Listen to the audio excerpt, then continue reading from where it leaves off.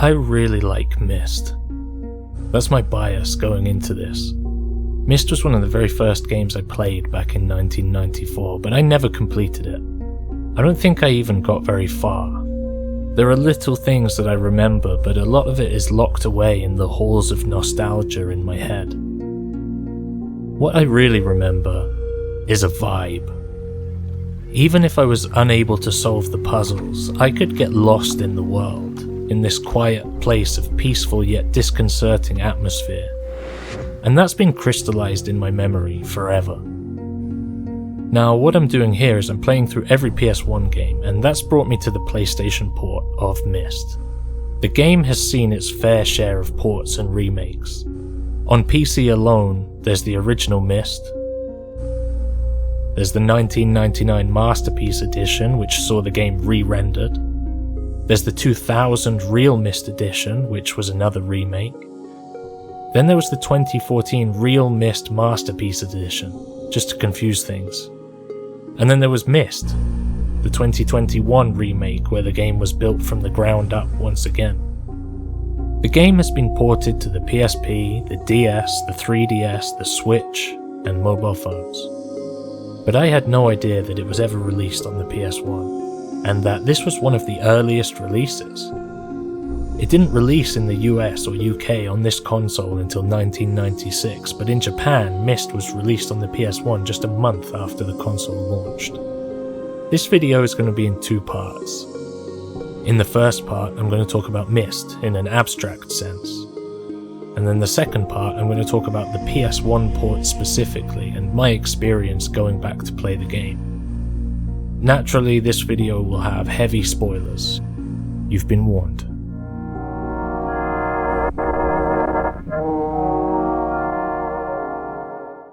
Myst was developed by a studio called Cyan, a partnership between two brothers, Rand and Robin Miller. They'd previously made a number of hypercard games for kids, The Manhole, Cosmic Osmo, and Spelunks. The basis of Myst is also built on that hypercard engine, and it's using more than 2,000 pre-rendered images as backgrounds and over an hour of QuickTime animations to make the whole game world come alive. It wasn't the first graphical adventure that shunned the old text-driven ways.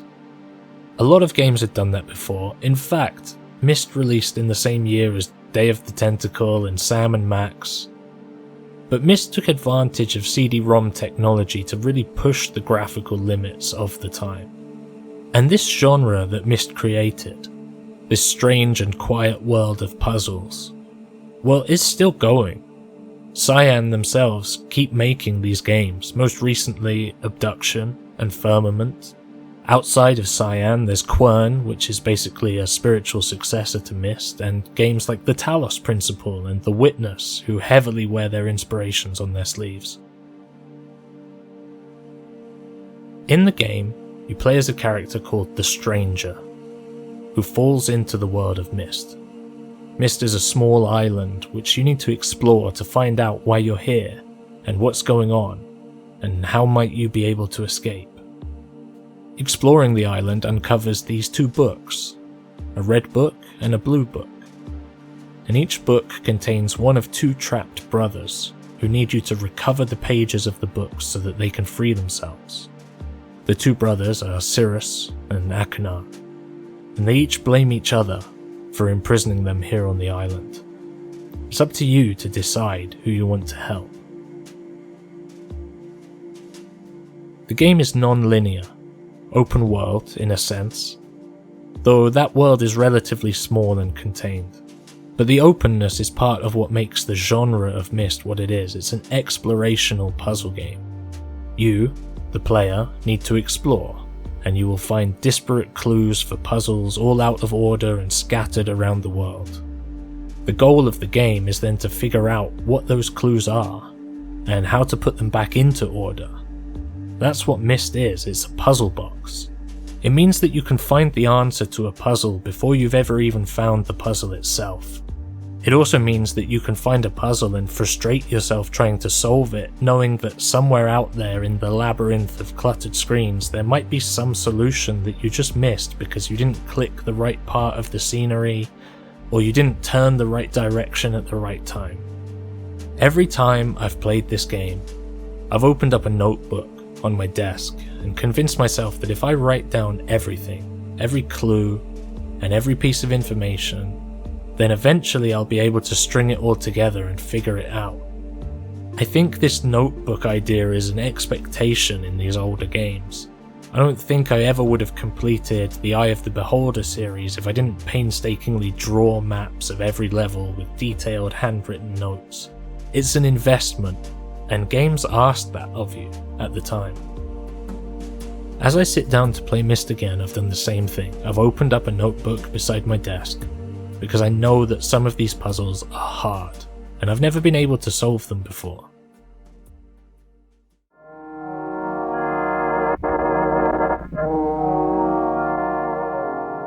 The PS1 version of this game is not very good. The first confession I have to make is that of all the footage I've shown of the game so far in this video, it's been zoomed in. The native resolution of the game is this. It sits awkwardly in the middle of the screen with a black box around every image. The images themselves are crushed and compressed. You can see JPEG artifacting on all of the screens and textures that just don't exist in the PC version. And also, unlike the PC version, when certain animations play, you can see a square border around the overlaid image. Everything looks bad.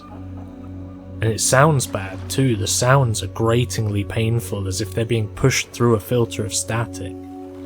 The sound clips and is distorted, and it's genuinely unpleasant to listen to, which is a shame because the game's soundtrack is great. This isn't a commentary on the quality of the game, because the sound design in Myst is awesome. It's just the PS1 port doesn't do it justice. There are other things too, where the port completely fails to take advantage of the system that it's running on. My first thought was that the PS1 controller could make navigation in the world much easier. If you could use the L and R buttons to turn left and right while using the D-pad to control the mouse interactions, that would be good. But no effort was put into that whatsoever. Lastly, the game runs like sludge. You see this little spinning disc every time I click to move or interact. Sometimes that will sit and load for up to 10 seconds just to move between screens. And that doesn't happen on the PC version. The PC version moves quickly and seamlessly, while this PS1 version is like wading through a mire just to play it. It feels so bad to play in a game that is already an exercise in slowness and patience. So that's the port. It's not the game itself, it's the implementation of the game onto the PS1 hardware. That was not done well. But I still really like Myst, right? The atmosphere is the same. The game is still the same game that I remember from my childhood. However, I didn't finish the game as a child, so let's talk about that. Myst, the game, requires you to experiment, but it punishes experimentation. Here's an example. There's a puzzle where you spend a lot of time pumping water in and out of various rooms to be able to move around an island. It's quite a difficult puzzle on its own because there's some tricky things with very hard to see levers that blend into the JPEGified background. But once you've solved it, you gain access to this generator which allows you to power the area under the island and light it up so you can see. Once down there, you find this large compass, and you don't immediately know what it does, so you have to experiment. You press one of the buttons around the rim, and then the power cuts out. You don't know if this is a good or a bad thing, so you spend the next few minutes scrambling around trying to find your way through the darkness, in pitch black, unable to see anything at all. When you finally find your way out, nothing seems to have changed, so you can assume that you've been punished for your failure. You have to retrace your steps of pumping water in and out of rooms. You have to backtrack back to the generator, power the generator again, and make your way back down to the compass to try once more. It's like the game is slapping you in the face for having made the wrong decision. For not knowing immediately how to interact with this piece of machinery, you must suffer the tedium of starting again. But equally, there are other parts of the game that require this blind experimentation. The pump puzzle that you've just had to solve to even get here to this compass can only be solved by blindly pressing the pumps and then looking around to see what that action has done. The puzzle design is discordant. Sometimes it's saying that you need to experiment, you need to try things, you need to test and figure things out. And other times it says if you do just try things blindly, then I'm going to punish you for it. There's a good and a bad side to this. The good side is that the game is testing that you truly understand what you are doing. You aren't just lucking your way through puzzles. You have to have a comprehension of the actions that you're taking and why you're taking them. The bad side is that it just sucks. It sucks to have to keep redoing the same thing over and over and over and over and over every single time you fail. This does bring me to one of the things that I liked the most about the game though. The game requires you to make logical, sensory connections. Stopping to take in the scenery matters. Stopping to listen to the sounds matters. There's a similar puzzle that I experimented with. Pressing buttons on this panel just to see what happens, and eventually something trips and the power cuts out on half the panel. This is one of the first places that I encountered in the game, so I don't know what any of this does. I'd obviously failed at the puzzle and somehow this needed to be fixed, but there was no obvious way to do that. Only when I backtrack out of the building that I was in, there's this distant cable that you can trace across the sky. It leads from this building across these two towers and over to a spaceship in the distance. It visually connects the pieces of the puzzle together. This puzzle, somehow, probably powers or opens that ship. From some vantage points you can also catch sight of ladders going up those two towers, so you might get a sense that they're accessible places. If you look around you can find your way to the top of them and then discover switches on top of each one, and those switches reset the puzzle that you failed. Everything in the puzzle is connected and cohesive and can be logically solved through observation. That's cool. Other puzzles don't feel like that. Some of the puzzles actually feel very disjointed. That's fine for some of them, but for others, I don't want to use the word unfair, but they are not well described. You see, there's a thing in Myst where a lot of the puzzles will withhold information from you, the player. You think you're trying to solve a puzzle, but there's a secret to the magic trick, and you are not in on the act. Take this number puzzle for example. The goal of the puzzle as presented to you is to get 3 gears to spell out the number 221. The left lever will turn the top 2 gears, and the right lever will turn the bottom 2 gears. And you might think that's an interesting puzzle to solve. And you also might think that it's possible to solve because you can make the numbers spell 221, it's just not quite in the position that you need it to be. You could spend forever on this puzzle and never solve it, because there's something else about the puzzle that the game doesn't tell you. Instead of pulling one of the levers, if you hold it down, the middle gear will spin on its own. There's not actually a puzzle to solve. You don't really have to solve the alignment. What you have to figure out is that the game is withholding information from you. This is kind of disappointing. It's an unsatisfying solution to this puzzle. It's like finding out that Santa isn't real. You just feel tricked. So in summary, there were puzzles that I liked, there were well-made puzzles, and there were puzzles that really made me mad and frustrated. There were actually a lot of things that made the whole experience of the world kind of frustrating. Orientation is a big one. It's easy to get lost. You might think that it would make sense to have compass directions, or that each turn represented a turn of a certain degree. There are times when you click to turn left, and it will turn you 90 degrees, and other times when you click to turn left and it will do a full 180. And you don't know.